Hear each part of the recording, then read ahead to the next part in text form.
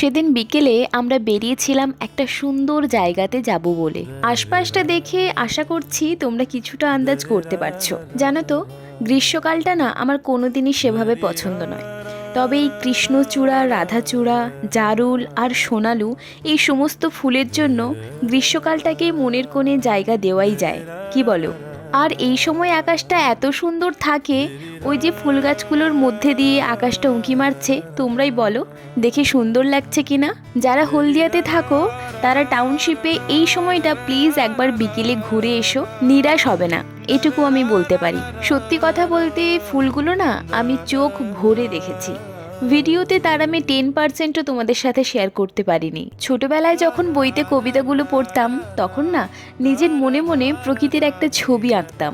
বাস্তবের সাথে তার পুরোটা মিল না থাকলেও কিছুটা মিল পাওয়াই যায়। সেদিন ওই রাস্তাগুলো দিয়ে যাওয়ার পর আমরা একটা পার্কের মধ্যে ঢুকেছিলাম। বিশ্বাস করো, পার্কের সৌন্দর্য দেখেও না তুমি মুগ্ধ হয়ে যাবে। পার্কটা না বিভিন্ন ধরনের ফুল দিয়ে সাজানো, তার মধ্যে বাগানবিলাস অন্যতম। বাগানবিলাস মানে যেটাকে আমরা চলতি ভাষায় কাগজ ফুল বলি, ওই ফুলটা বিভিন্ন কালারের আছে জানো, সাদা, গোলাপি, লাল। আর এই সমস্ত ফুল দেখে না আমার একটা গান বারবার মাথায় আসছে, গাইবো কিনা তাই ভাবছি।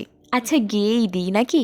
তাই কি বাতাস ফুলের গন্ধে ভরানো, তাই কি নয়ন মধুর স্বপ্নে জড়ানো।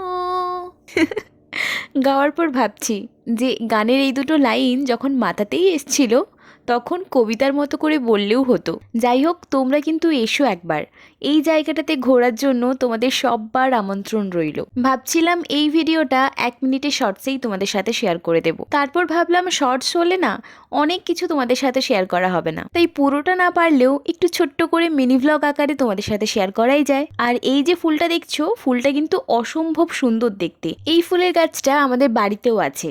এই গাছটার নাম হচ্ছে নাগচম্পা। সাদা কালারের ফুলগুলো হয় আর পাতাগুলোও খুব সুন্দর। আচ্ছা আজ তবে আসি, দেখা হচ্ছে পরবর্তী কোনো ভিডিওতে।